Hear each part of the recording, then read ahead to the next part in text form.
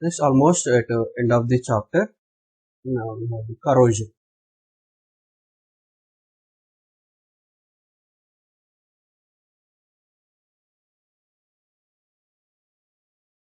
So here corrosion means it is a destruction of the material or deterioration of the material or metals mostly into the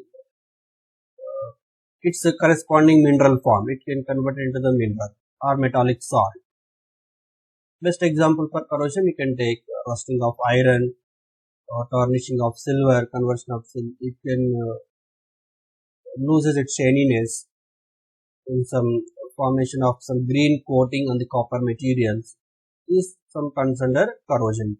Simply it is a corrosion is a naturally tending process. It is a spontaneous process we can say, and metal can be converted into the metal salt, corresponding metal salt. It may be oxide, it may be sulfate, or it may be carbonate. It depends on the chemical reactions. Whatever the type of environment is in contact with the metal, accordingly it can convert. That is a corrosion process. You can write the definition like this. The natural tendency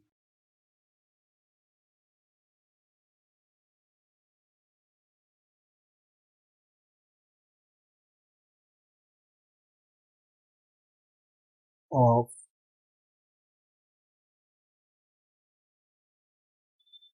conversion of a metal into its mineral compound on interaction with the environment. So when the metal can undergo in contact with the environment, it can be converted into its mineral compound. Means it may be its oxide or it may be salts like metal sulfates or metal carbonates, so on. Metal chloride, something. Let us take best example for the corrosion here. The rusting of iron.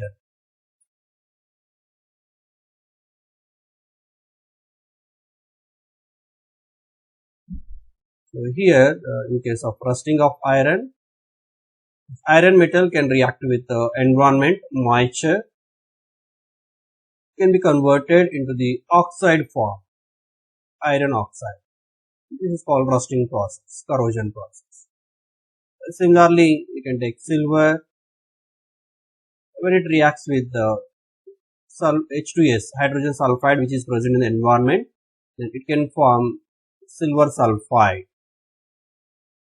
Then the shining nature of the silver may decrease here. And also, if you take copper, it may react with the environment. It can convert it into the basic copper carbonate. The color may change to the greenish. This green coating can be formed over the copper. It can form this copper hydroxide and copper carbon. This is called basic copper carbon.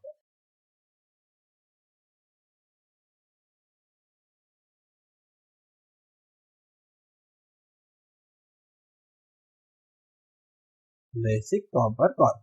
So like this, the metal may be converted into the corresponding mineral compounds. This overall we can call corrosion process. The best example in the corrosion we can discuss here, rusting of iron. And this corrosion can lead a lot of damage and a lot of loss in terms of rupees and the economy also. Every year, crores of rupees can spend on this corrosion process. A huge damage this one. Anyhow, we'll discuss mainly here rusting of iron, the mechanism involved in the rusting of iron. Rusting of iron.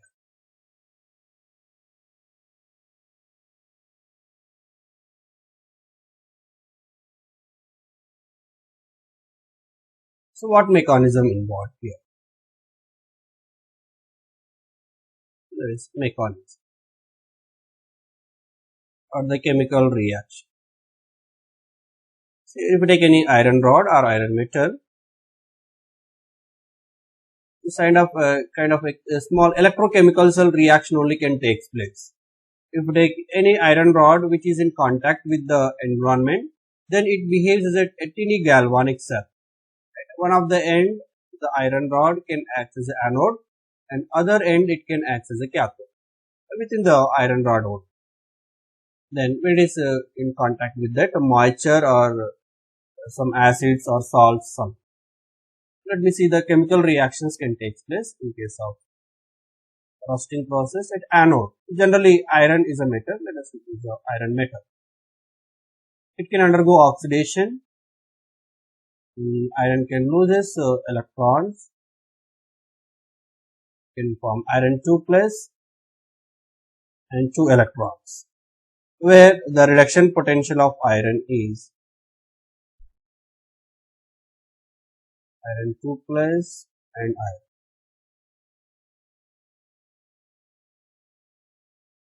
So minus 1.223 volts. This is the reduction potential of iron. Sorry, 0.4. I wrote wrong here. That is for water.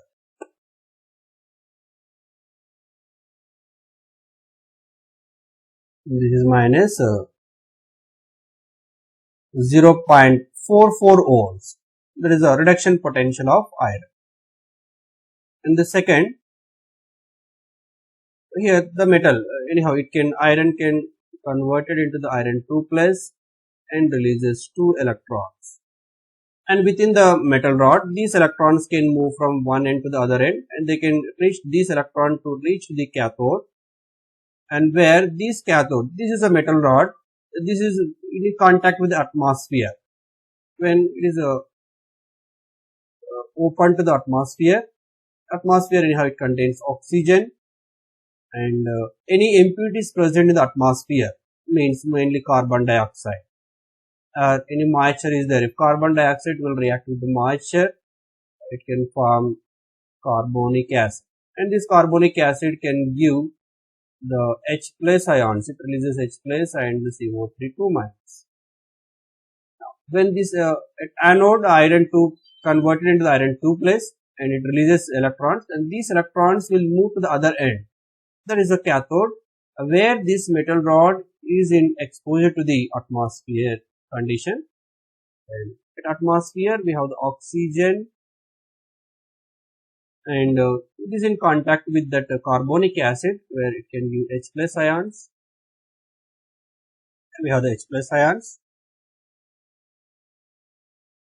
It will take up that electrons. The cathodic reactions can take place at other end. It when we can form water. And we know that the reduction potential of in this reaction water is 1.23 ohms. Now, if you take overall reaction, net reaction, this kind of net reaction can take place in the iron metal rod. Iron can be converted into the iron 2 plus. Iron plus O2 plus O4 H plus can give iron 2 plus and 2H2. Now we can see overall net potential E naught of this cell is equals to E cathode minus E anode. E cathode 1.23 volts and anode minus 0.444. So overall you will get 1.67 ohm. So E cell is positive, means what? The cell reaction is spontaneous. So here iron can be converted into the iron 2 plus. This is a spontaneous reaction. When it is exposed to the atmosphere and which containing some H plus ions, acidic medium. And this iron 2 plus can be reacted further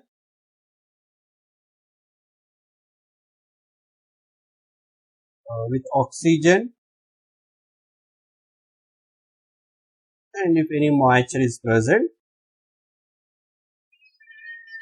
it will give overall iron. Further oxidation of iron can take place, iron 2 plus to iron 3 plus. This is called rust. So iron 2 plus, and here the oxidation state of iron is plus 3. In presence of oxygen, it can undergo further oxidation. This is a kind of a reddish brown color.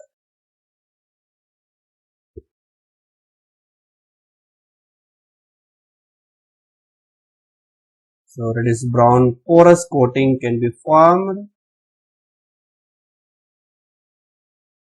over the iron metal, that we can call rust or rusting of iron. The overall process, rusting of iron, is a spontaneous process. The E cell is positive here. So here rusting process can take place like a tiny galvanic cell. So at anode and cathode, the chemical reactions can take place like this. The preventions of the rusting process.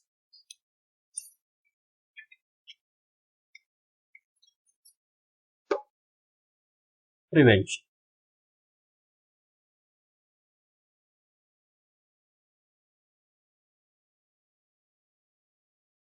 Or how to stop this corrosion process.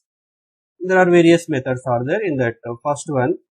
Anyhow, when rusting can take place or when corrosion can take place, prevention of corrosion instead of rusting, we can say overall prevention of corrosion.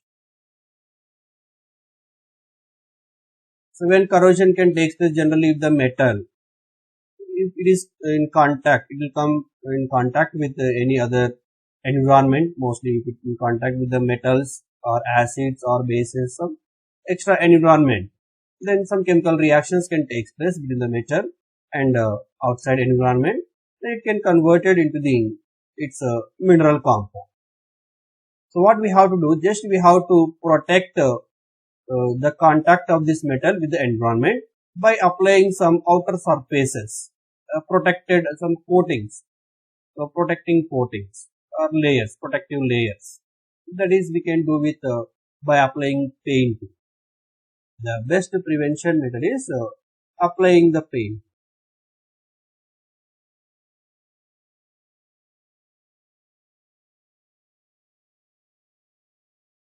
And some organic compound is also you can use as a coating to prevent the corrosion process. There is bisphenols. Apply painting and coating of bisphenol coating. So they little stop the contact of metal surface to the outer atmospheric conditions. Then we can prevent the corrosion by using that method. The second method to prevent the corrosion is the galvanization process.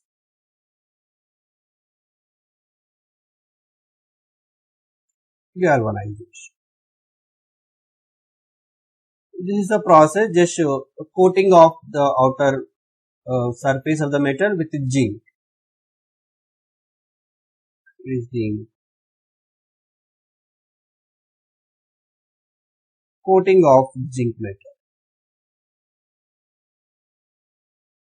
Mostly this we will use for iron purpose. Iron rods or iron pipes can be coated by the zinc metal. Coating of zinc metal on iron pipes or iron rods.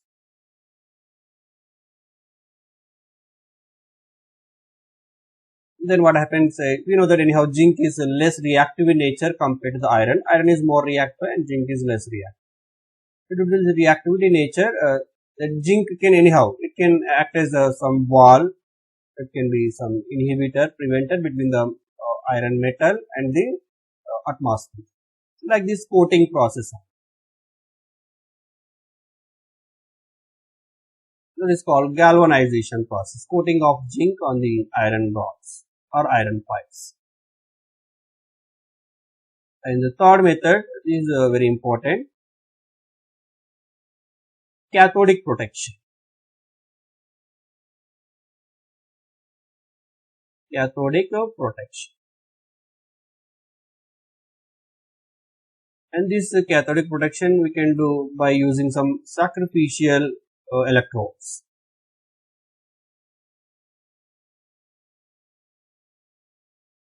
Or sacrificial reagent.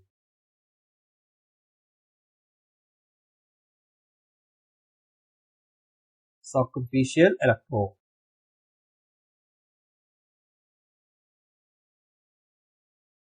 Here this sacrificial electrode generally will take as an anode.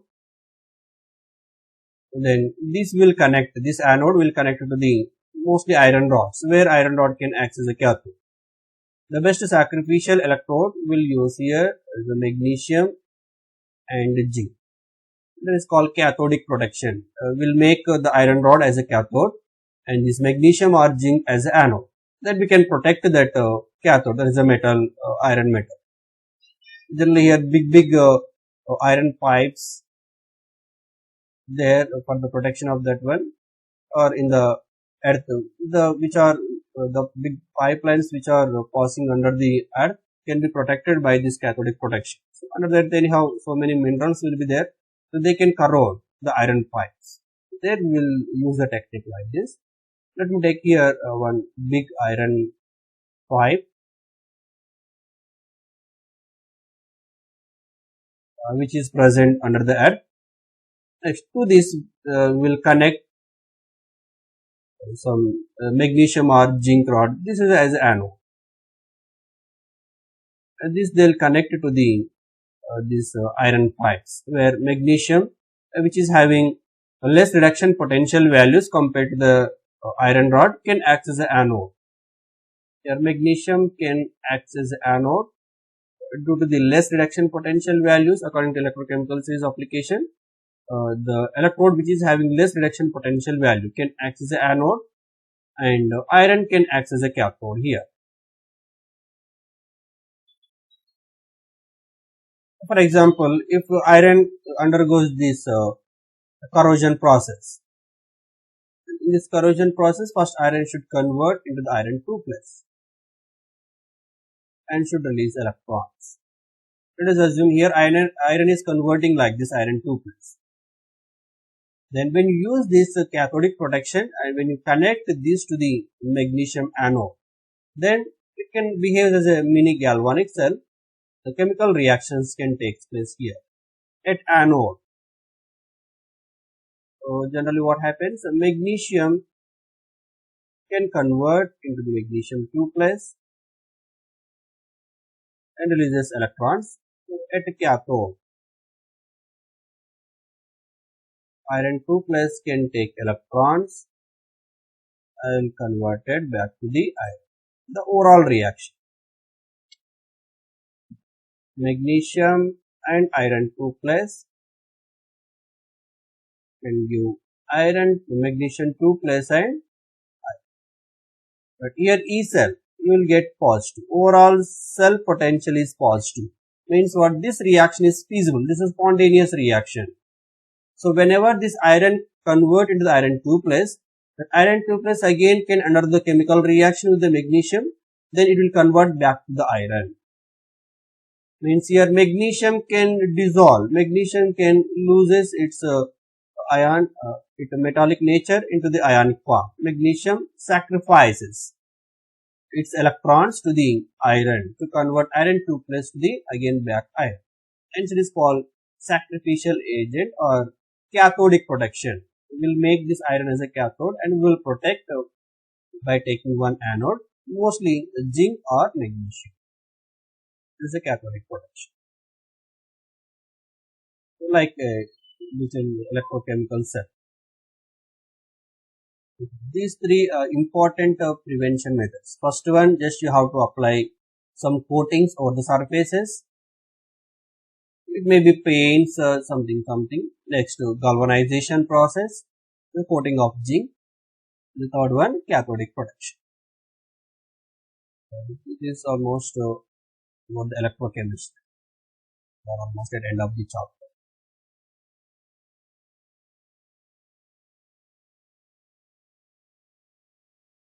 Ionic mobility.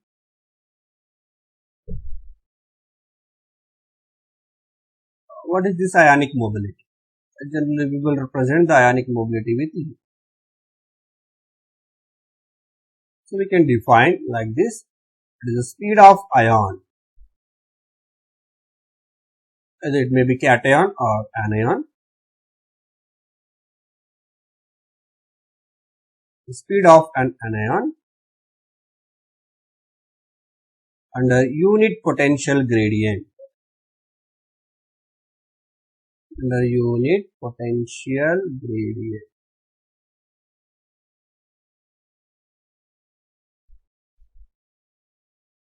And this is called ionic mobility.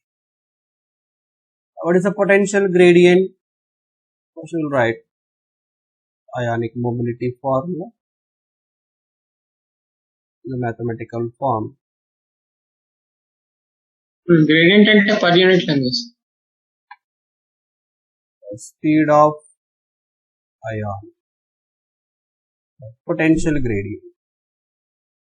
So this potential gradient we can define like this, or we can write the formula for potential gradient.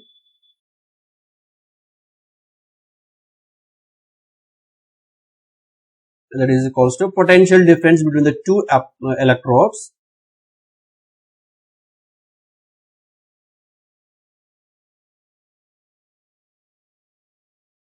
the potential difference by the distance between the two electrodes.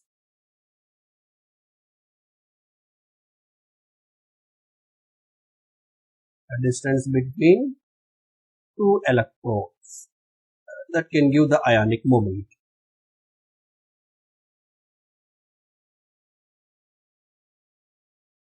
And we can write ionic mobility in another form also. Ionic mobility is equals to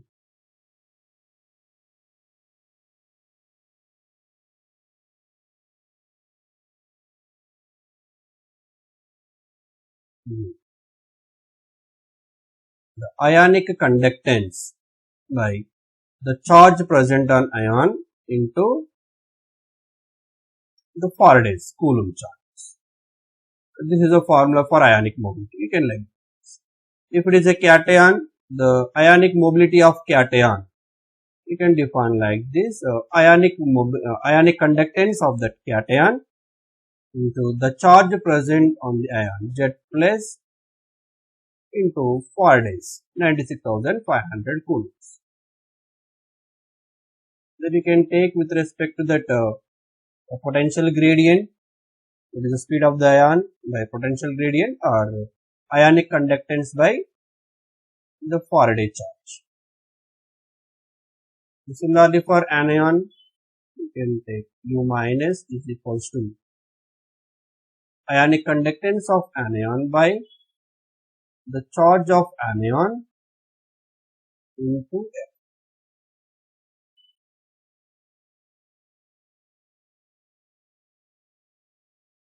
And this is a formula for ionic mobility. Next one more here, transport number. This also you should review.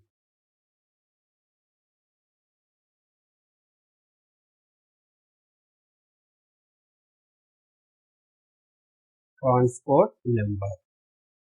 This is for cation and anion.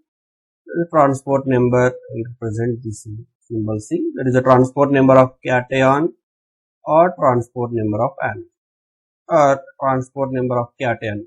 The sign we can represent like this, or anion. Again, you can define the transport number. It is a fraction of current carried by the cation or anion. Fraction of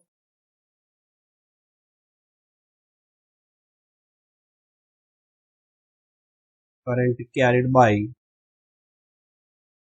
constituent ion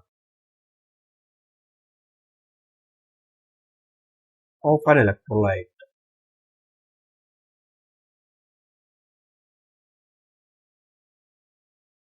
And this is called transport number. So we can define like this: transport number of cation or positive ion is equals to the fraction of current carried, that is Q plus by overall current, Q plus Q minus. So this ionic mobilities in terms of ionic mobility, nothing but the current only. And the transport number of anion. U minus by U plus U minus.